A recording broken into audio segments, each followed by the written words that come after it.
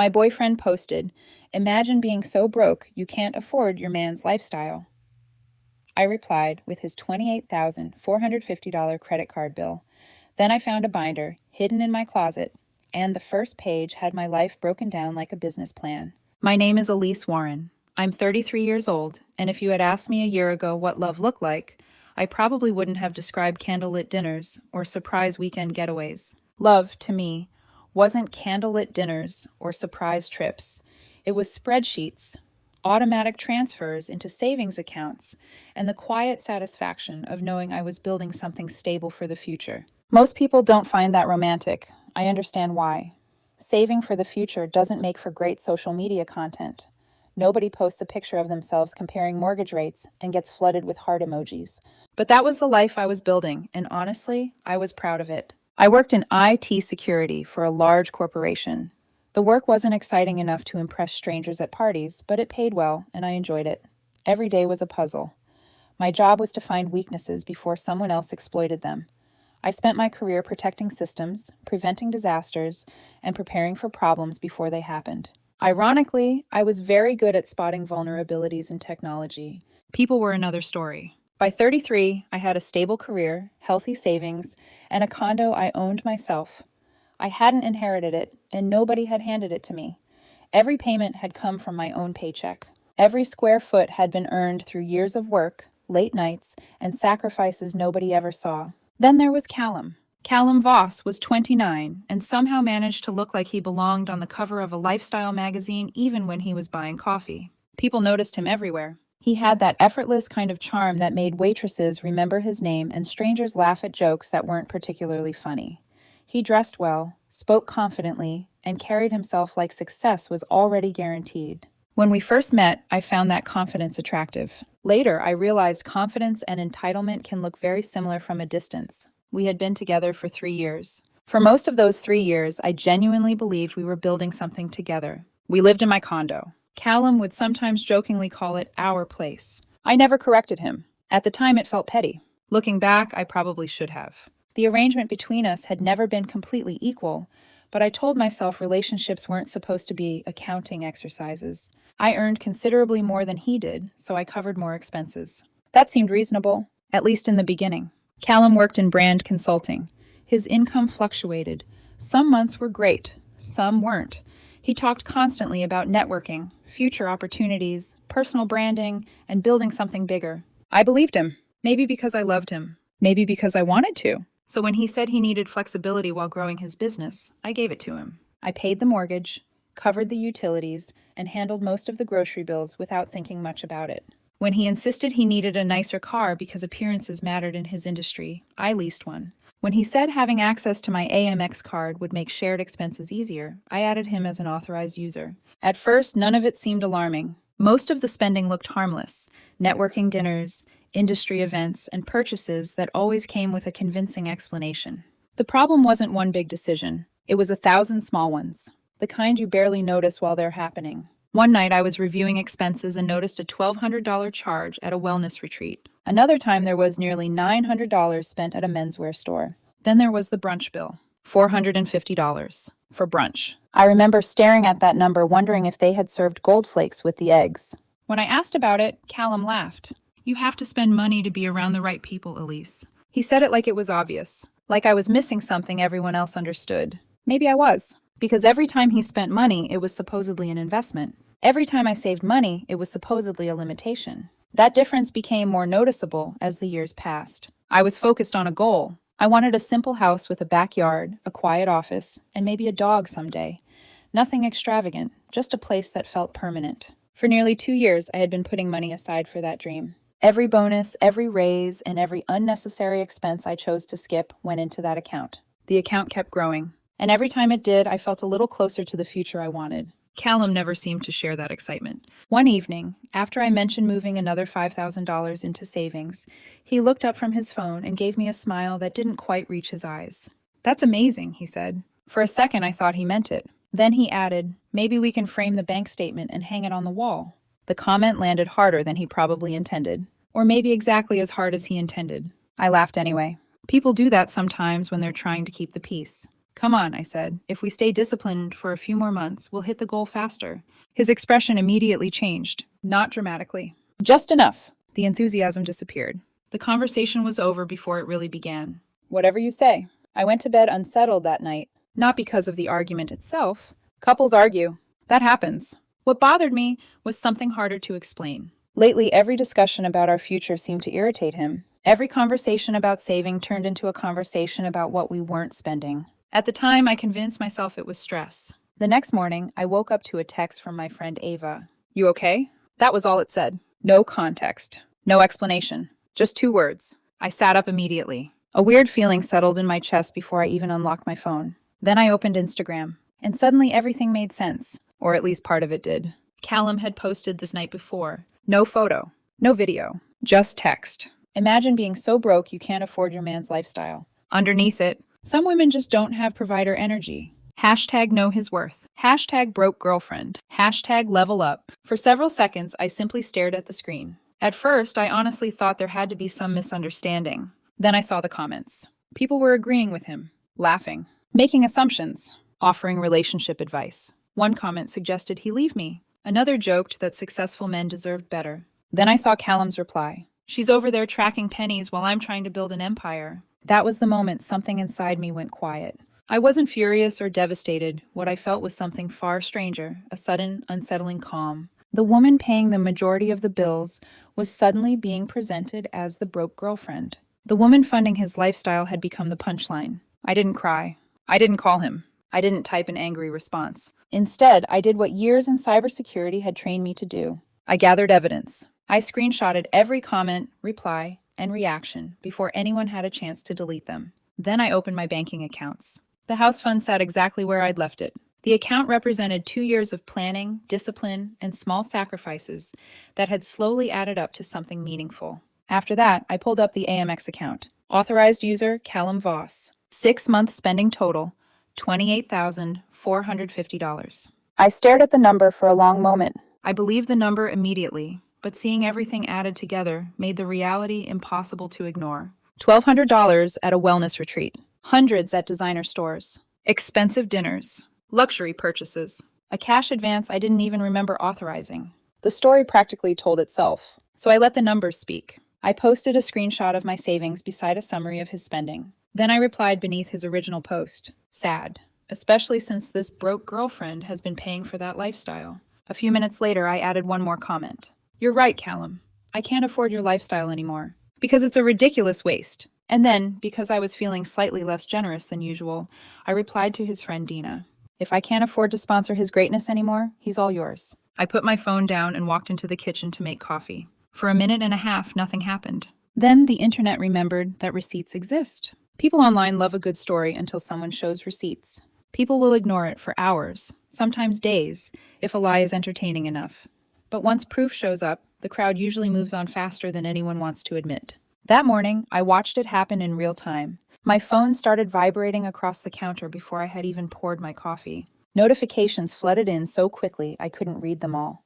Comments, messages, mentions, friend requests, even a few calls from people I hadn't spoken to in months. The same people who had spent the previous night cheering Callum on suddenly became remarkably quiet. Comments and replies started disappearing almost immediately. People who had been laughing 20 minutes earlier seemed desperate to pretend they had never been there at all. The internet's favorite hobby isn't judgment. It's revisionist history.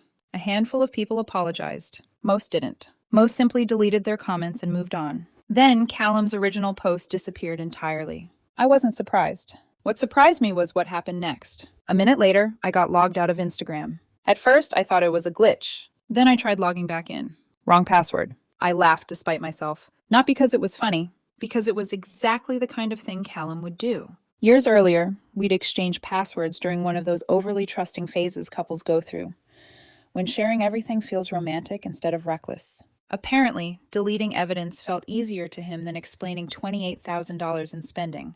That mistake lasted less than 5 minutes. I changed the passwords to my email, banking apps, cloud storage, credit cards, and every social media account connected to my name. By the time I finished, I heard the front door slam. The front door slammed hard enough to rattle a picture frame hanging in the hallway. A few seconds later, Callum appeared in the kitchen. I had never seen him look like that. His normally polished appearance was gone. His hair was a mess. His face was red. His breathing looked uneven. Most importantly, the charm was gone. The version of Callum that could talk his way through almost anything wasn't standing in front of me anymore. This version was angry. Elise. My name sounded less like a greeting and more like an accusation. I took a sip of coffee. Morning. You humiliated me. Not hello. Not can we talk. Not why did you do that. Just a direct jump to being the victim. I set my mug down. I corrected you. His jaw tightened immediately. You posted private information. My information. That's not the point. No, actually, it is. The silence stretched between us. He looked like he wanted to argue, but hadn't prepared for resistance. For 3 years, most disagreements ended the same way. I compromised. I explained. I softened my position. I tried to understand. This time I didn't. The people in my network saw that. I couldn't help it. I laughed. Not loudly. Just enough. Your network saw you call me broke first. His nostrils flared. That's different. How? He opened his mouth, then closed it, because there wasn't an answer, at least not one that sounded reasonable out loud. The second I asked him to explain the difference, he had nothing to say. He changed directions almost immediately. That was another habit of his. Whenever one argument stopped working, he'd move to another. You made me look like some kind of parasite. I leaned back in my chair. No, Callum. I held his gaze. You did that yourself. For a second, neither of us spoke. Then he looked away. Only briefly. But it was enough. Enough for me to realize something I'd been avoiding. If he truly believed he was innocent, he would have fought harder. Instead, he kept trying to change the subject. That told me more than any confession could. I closed my laptop. Let me ask you something. His expression hardened. What? If I hadn't posted those screenshots, would you have corrected anyone? The question hung in the air. He didn't answer immediately. That hesitation was answer enough. Number. He wouldn't have corrected anyone. He would have watched strangers mock me. He would have watched people assume I was financially dependent on him. He would have let the lie spread because the lie benefited him. And somehow that hurt more than the Instagram post itself. Not because of what strangers believed, because of what he was willing to let them believe. 3 years together. 3 years of loyalty. 3 years of building a future. And when presented with a choice between protecting me or protecting his image, he hadn't hesitated. He chose himself. The painful part wasn't discovering who Callum was. The painful part was realizing how long I'd been ignoring it. I stood from the table. Suddenly I felt exhausted. Not angry. Not emotional. Just done. I didn't want to win the argument anymore. I just wanted him out of my home. Pack a bag. His eyebrows lifted. What? You heard me. His expression shifted from irritation to disbelief. You can't be serious. I'm completely serious. A few seconds passed. Then he laughed. It sounded forced. The kind of laugh people use when reality isn't cooperating. You're throwing me out over Instagram?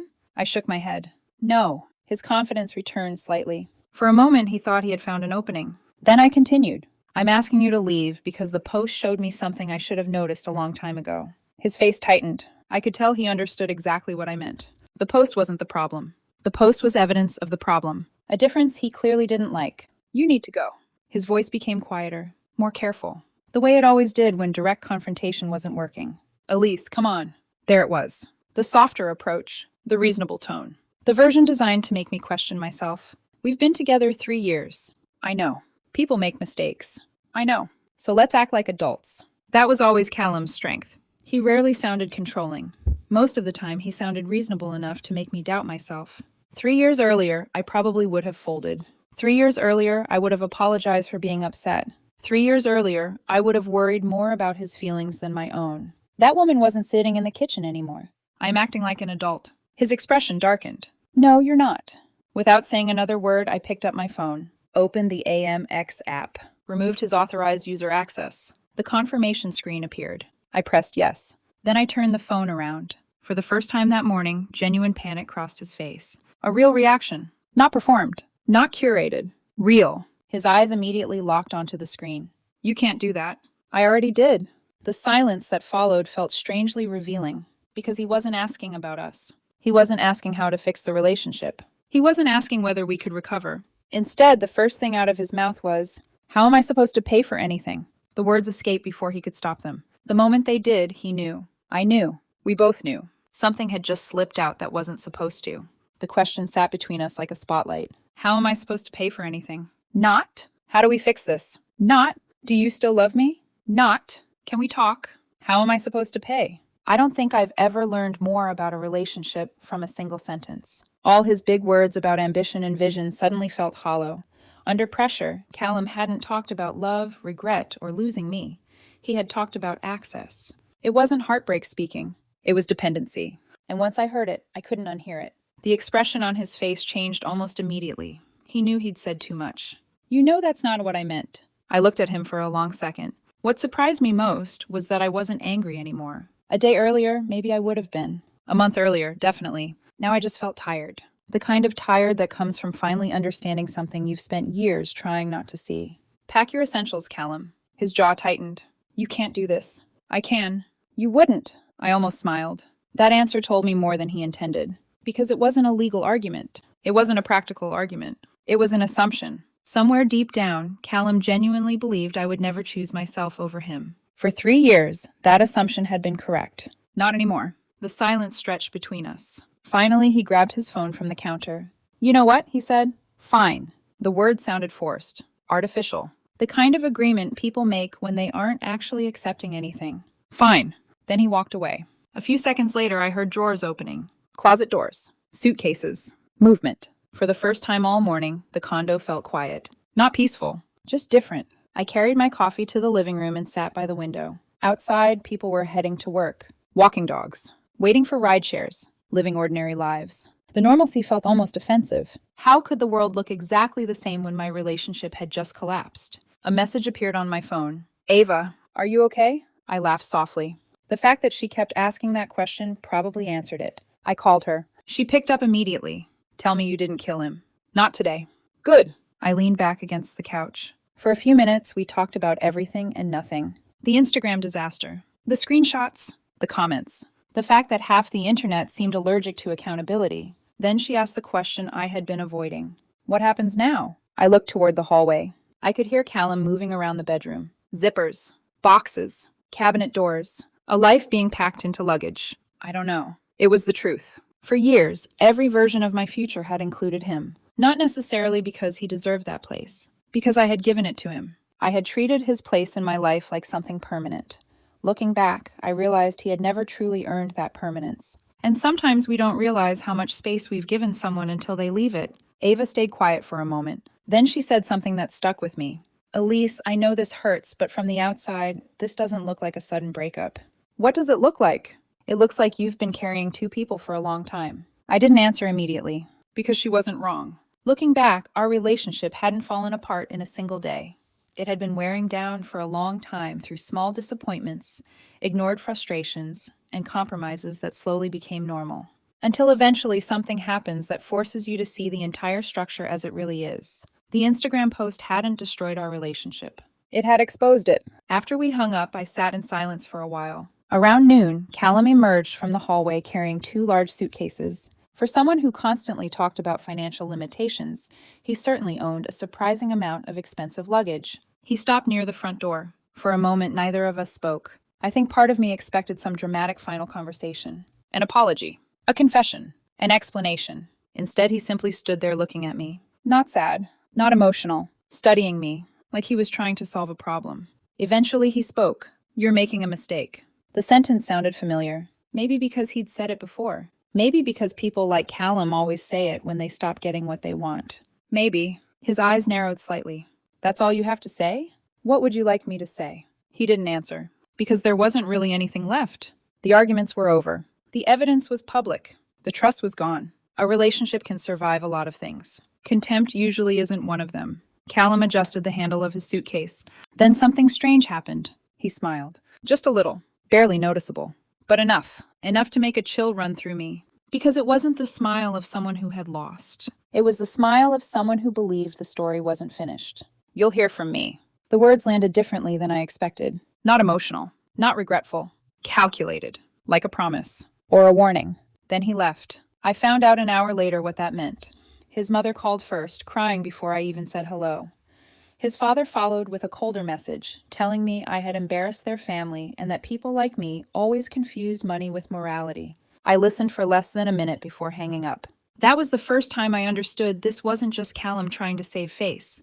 His family was helping him build a version of the story where I was the villain. The door closed behind him. And just like that, 3 years ended with the sound of a latch clicking shut. I expected relief. Instead, I felt numb. For the rest of the afternoon, I wandered through the condo. The bedroom felt larger. The closets felt emptier. The kitchen felt unfamiliar. Every room contained evidence of a life I had spent years building around another person. A toothbrush in the bathroom, a jacket over a chair, and a coffee mug left near the sink. Tiny reminders that love isn't made of grand gestures. It's made of routines. And when those routines disappear, the absence feels surprisingly loud. By evening, I decided to finish what had been started. The rest of Callum's belongings needed to be packed. The sooner everything was gone, the sooner I could start moving forward. I began in the bedroom. Most of it was straightforward. Clothes, shoes, accessories. A collection of expensive items that seemed oddly inconsistent with someone who spent so much time complaining about money. One box became two. Two became three. Then four. Eventually, I reached the back of the closet. Tucked behind several pairs of boots sat a large black storage box. I almost ignored it. Almost. Something about it caught my attention. Maybe because I didn't recognize it. Maybe because it looked unusually organized for something that belonged to Callum. I pulled it down. It was heavier than expected. When I opened it, I wasn't looking for evidence. I certainly wasn't expecting answers. What I found instead would completely change the way I viewed the last 3 years. Inside the box sat a thick professional binder. It was professionally assembled, color-coded, laminated, and organized, with the kind of precision that immediately felt unsettling. The cover carried a sleek logo. Underneath it were 3 words: the Callum Method. Part of me wanted to believe this was just another one of his ridiculous self-improvement projects. Callum loved systems, frameworks, and grand theories about success. I hadn't yet considered the possibility that he might apply those theories to people. At first, I honestly thought it was some kind of branding project. Maybe a consulting proposal. Maybe a marketing course. Something harmless. I sat on the floor and opened it. At first, it looked exactly like one of Callum's usual branding projects. Polished language, clean layouts, dramatic promises about growth and influence. If I had stopped there, I probably would have rolled my eyes, packed it with the rest of his things, and moved on. Then I reached a divider page labeled Funding Strategy. That was where the tone changed. That phrase immediately felt out of place. Not because businesses don't discuss funding, because the language that followed didn't sound like business at all. The first few paragraphs seemed vague, almost harmless. Discussions about support systems, relationship stability, shared resources. Then the wording became more specific and more uncomfortable. Secure primary sponsor. I read the sentence twice. The term bothered me immediately. Not because I understood it, because I didn't. The further I read, the stranger it became. There were sections discussing ideal partner traits, income ranges, financial behaviors, spending habits, long-term housing situations. At first, I thought it was hypothetical. Maybe a case study, maybe an example, maybe something copied from a course. Then I noticed details that felt familiar, very familiar. A homeowner, stable career, strong savings habits, conflict avoidant, long-term planner, loyal. The room suddenly felt very quiet. I turned another page, then another. The descriptions became increasingly specific. Specific enough that coincidence stopped being a reasonable explanation. The document wasn't describing a type of person. It was describing me. Not by name, not directly, but close enough that there was no confusion. A knot formed in my stomach. Because this wasn't written like a boyfriend describing someone he loved. It read like a consultant evaluating a long-term project. I hated that thought the moment it crossed my mind. Hated it because it felt unfair. Hated it because it felt dramatic. And hated it most because part of me suspected it might be true. I continued reading. The deeper I went, the harder it became to dismiss. The language wasn't emotional. It wasn't affectionate. It wasn't personal. Everything was framed in terms of advantages, leverage, opportunities, risk factors. I found myself flipping backwards several times just to make sure I wasn't misunderstanding. Maybe I was reading it wrong. Maybe context would fix it. It didn't. The next section made things worse. Phase 1, acquisition. I sat back against the closet wall. Acquisition. Who uses that word when talking about a relationship? The more I read, the less comfortable I became. Some parts sounded amateurish, almost ridiculous, like someone trying too hard to sound strategic. There were pages filled with generic self-help language and pseudo-business jargon. But mixed among the nonsense were observations that felt disturbingly deliberate. The binder wasn't the work of some criminal mastermind. That would have been easier to dismiss. Instead, it looked like the work of someone who had spent years convincing himself he was smarter than everyone around him. Someone who treated relationships like projects. Someone who viewed people through the lens of utility. And that made it far more believable, because I knew someone exactly like that. Callum. The same man who could spend an hour explaining why buying another designer jacket was an investment. The same man who somehow managed to turn every conversation about shared responsibilities into a conversation about his future potential. The signs had always been there. I just hadn't connected them. I turned another page. The heading read, Resistance Management. A strange feeling settled over me. I already knew I wasn't going to like what came next. I was right. The section discussed what to do when a partner became financially cautious, how to reframe concerns, how to introduce dissatisfaction, how to encourage external validation. I felt my chest tighten, because suddenly dozens of arguments replayed themselves in my head. Arguments I'd never fully understood.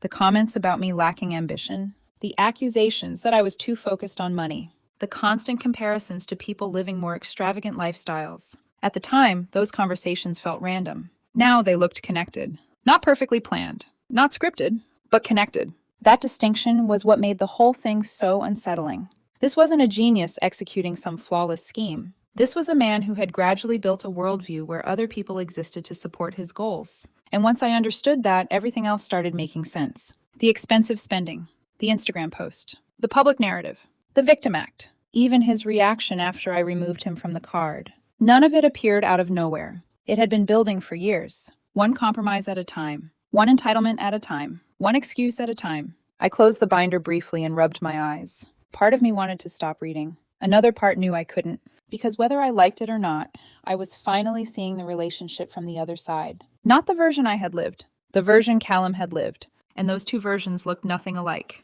My phone buzzed beside me. Ava, I answered. Hey, you sound exhausted. I looked at the binder. You ever discover something that makes your brain completely reorganize the last 3 years of your life? There was a pause. That bad? Worse. For the next 20 minutes, I explained what I had found. Not every page, not every detail. Just enough. When I finished, Ava didn't respond immediately. Elise. What? Take pictures. I laughed softly. Trust Ava to cut straight through the emotional part. She was right. Shock wasn't useful. Evidence was. So I started photographing everything. Every page, every note, every section. Then I scanned the binder. Then I backed up the scans. Then I created another backup. Old habits. Years in cybersecurity teach you one thing very quickly. If something matters, save it twice. Then save it again. It was nearly midnight by the time I reached the final section. Most of the pages before it had focused on money, image, and influence. This section was different, much more personal. The moment I started reading, my pulse quickened. Because suddenly the notes weren't about finances. They were about me. Specific fears, specific insecurities, specific memories, conversations I remembered having late at night, things I'd shared while believing I was safe, moments I'd trusted him with. All of it had been documented, categorized, analyzed.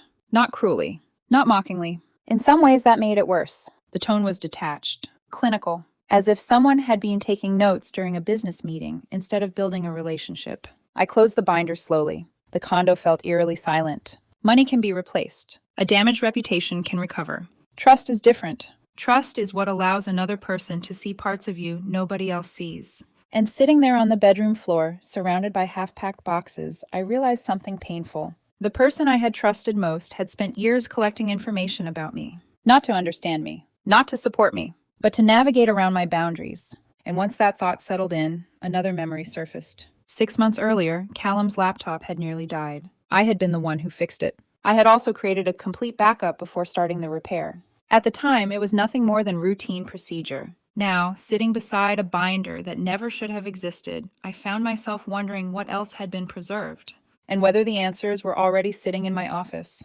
waiting. The next morning, I walked into my office before I even made coffee. The binder sat on the corner of my desk exactly where I'd left it. A few years earlier, I probably would have convinced myself I was overreacting. I would have searched for innocent explanations. I would have focused on the parts that made me uncomfortable and ignored the parts that made me suspicious. That version of me was gone. Not because I had become cynical, because I had finally started trusting my own judgment. The backup drive was stored inside a locked cabinet beneath my desk. When I pulled it out, it looked almost laughably ordinary considering how much significance I had attached to it overnight. A small black drive. Nothing special. No flashing lights. No dramatic secret compartment. Just a backup I had created 6 months earlier when Callum's laptop started crashing. At the time, I had been trying to help my boyfriend. Now I was trying to understand him. Those turned out to be very different goals. I connected the drive and waited for the files to load. Thousands appeared. System folders, photos, downloads, documents, email archives, application backups, a complete snapshot of his computer from 6 months earlier. I wasn't looking for something specific at first. I simply started reading. Most of it was exactly what I expected. Client proposals, invoices, branding projects, marketing plans, a surprisingly large number of presentation decks. The deeper I went, the more normal everything looked. For a brief moment, I wondered if the binder had been an isolated obsession, a strange side project, a private fantasy that had never translated into real behavior. Then I found a folder called Strategy. My pulse quickened immediately. Maybe because of the binder, maybe because the name itself felt familiar. When I opened it, dozens of files appeared. Some were business-related, others weren't. One document caught my attention instantly. Lifestyle Growth Plan. The title sounded harmless enough. The contents didn't. Within minutes, I was seeing phrases that mirrored language from the binder. Not identical. Earlier. Rougher. Less polished. The binder hadn't been the beginning. It had been the finished product. This was the draft. The brainstorming stage. The place where ideas appeared before being refined. And the ideas were disturbingly familiar. Partner selection. Resource stability. Housing leverage. Relationship positioning. Future lifestyle acceleration. The words themselves weren't illegal. They weren't even shocking on their own. What made them disturbing was the context. Together, they painted a picture that became harder and harder to ignore. Callum didn't seem to view relationships the way most people did. He viewed them as opportunities, as pathways, as systems. People became variables. Emotions became tools. Commitment became strategy. I sat back in my chair and closed my eyes for a moment. The worst part wasn't the money. It wasn't even the manipulation. It was the growing realization that while I had been building a life with him, he had been evaluating that life from the outside, like an investor studying a business. The distinction sounds small. It isn't. One person is emotionally present. The other is calculating outcomes. And once you see that difference, you can't stop seeing it. I kept reading. Hours passed without me noticing. Then I found the emails. At first, I almost skipped them. I assumed they'd be ordinary conversations, work discussions, client correspondence. Nothing important. I was wrong. One search changed everything. Dana, the same Dana who had eagerly joined the Instagram comments, the same Dana who had encouraged the public humiliation, the same Dana who always seemed unusually invested in our relationship. The results appeared instantly. Dozens of conversations. Then dozens more. My stomach tightened. I opened the oldest thread. The first few emails looked harmless. Friendly. Casual. Then the tone shifted. Dana asked questions about me, about my career, about my savings habits, about our future plans. Callum answered everyone. At first, I told myself friends talk about relationships. That wasn't unusual, but the conversations kept going, and the language kept changing. The discussions became analytical, strategic, detached, as if they were discussing a project instead of a person. I read one exchange twice because I couldn't believe it. Dina, how's the project going? Callum, slowly, she's cautious with money. Project, not relationship, not girlfriend. Project. A few messages later, Dina replied, "You'll crack her eventually." Callum responded, "I know. She's predictable." I leaned back from the screen. The words seemed absurd. Not because they were complicated, because they were so casually cruel. There was no anger behind them.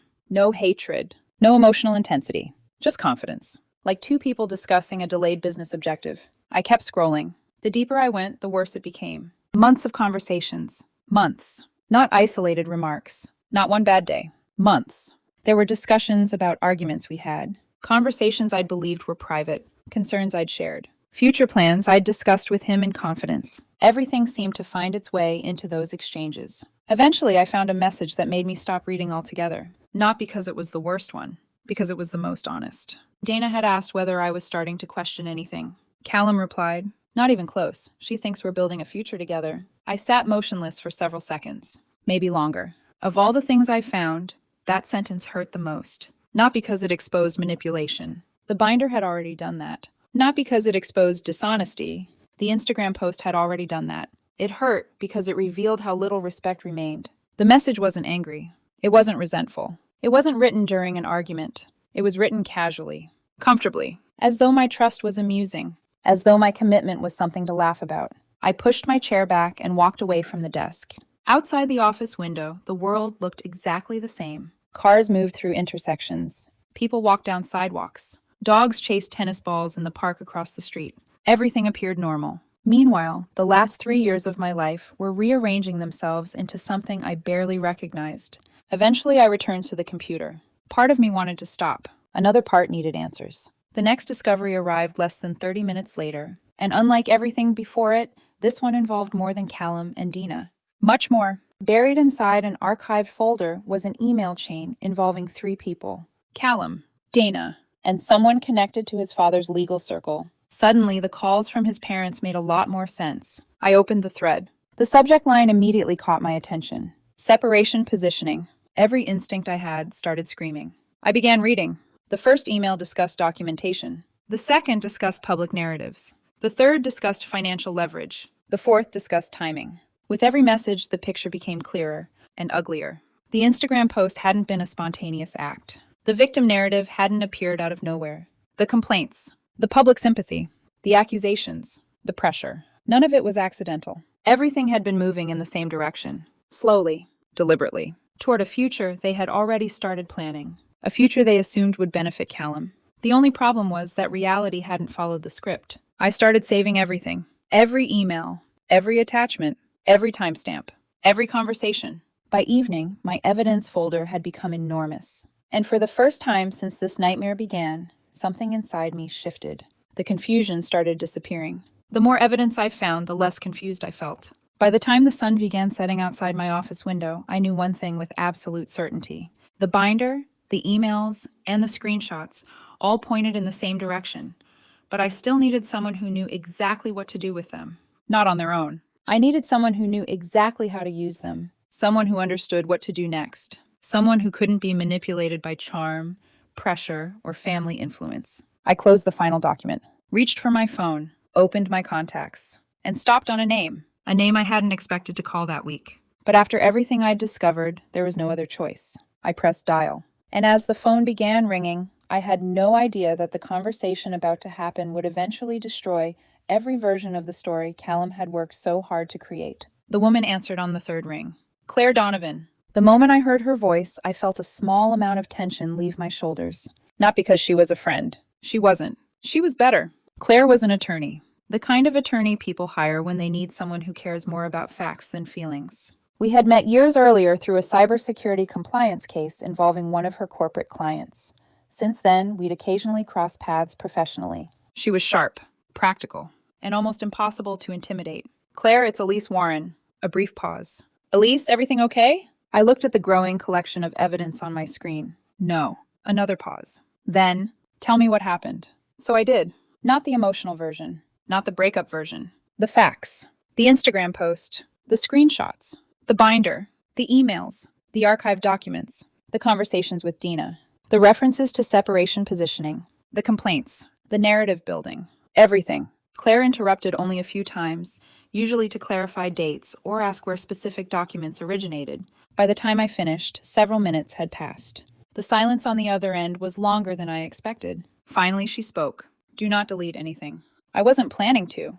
Good. Her voice had changed. Not dramatically, but enough. Professional mode. The same thing happened to me when I discovered a major security breach. You stop reacting emotionally and start evaluating risk. Make multiple backups. Already done. Preserve original metadata. Already done. Another pause. Then I heard something that surprised me. A quiet laugh. Of course you already did. For the first time that day, I smiled. Occupational hazard. Elise. Her tone sharpened again. Has anyone else seen these files? Only Ava. Good. I heard typing in this background. Fast. Focused. Then she asked the question that mattered most. Do you want revenge or do you want protection? I didn't answer immediately. Because 6 months earlier, I probably would have chosen revenge. A week earlier, maybe even a day earlier, I might have wanted Callum humiliated the same way he tried to humiliate me. But sitting in my office, surrounded by evidence, something had changed. I was tired of reacting. I wanted resolution. I want the truth. Claire didn't respond right away. Then she said, good answer. The next several days moved quickly. Much faster than I expected. I delivered copies of everything. The binder, the emails, the archived documents, the screenshots, the social media posts, the complaint records, every piece of evidence. Claire and her team reviewed all of it. Meanwhile, Callum continued pushing his version of events, through mutual friends, through social media, through carefully selected conversations. At first, it irritated me. Then something interesting happened. The harder he pushed, the more inconsistencies appeared. Because lies require maintenance. Truth doesn't. Every new version created another contradiction. Every explanation created another question. And eventually people started noticing. A mutual friend called me one afternoon. Something isn't adding up. I remember sitting quietly after that conversation ended. Because for weeks I'd been trying to defend myself. Suddenly I realized I didn't need to. Reality was doing it for me. A few days later, Claire called. Her tone told me immediately that something significant had happened. We need to meet. My pulse quickened. Good news? Interesting news. Lawyers love words like interesting. Normal people don't. When I arrived at her office the next morning, she handed me a folder. Inside were printed copies of documents I'd never seen before. Additional communications. Additional records. Additional correspondence connected to the same circle of people. Nothing explosive by itself. But together they painted a very clear picture. A pattern. A strategy. A coordinated effort to shape a narrative before the relationship ended. Exactly what I'd suspected. Only now it wasn't speculation. It was documented. I sat there flipping through pages while Claire explained the implications. Some parts were complicated, others weren't. The important thing was simple. The story Callum had spent weeks building could not survive scrutiny. Not because he wasn't persuasive, because evidence existed. Real evidence. The kind that doesn't care how charming someone is. The kind that remains exactly the same no matter who tells the story. Over the following weeks, the situation slowly unraveled. Not dramatically. Not with some huge public explosion. Real life rarely works that way. Instead, it happened piece by piece. A friend stopped returning his calls. Someone else questioned a timeline. Another person learned about the spending records. Someone else discovered the Instagram screenshots. The version of events he'd worked so hard to create started collapsing under its own weight. And once trust disappears, rebuilding it becomes almost impossible. The strangest part was that I wasn't celebrating. People always imagine vindication feels exciting.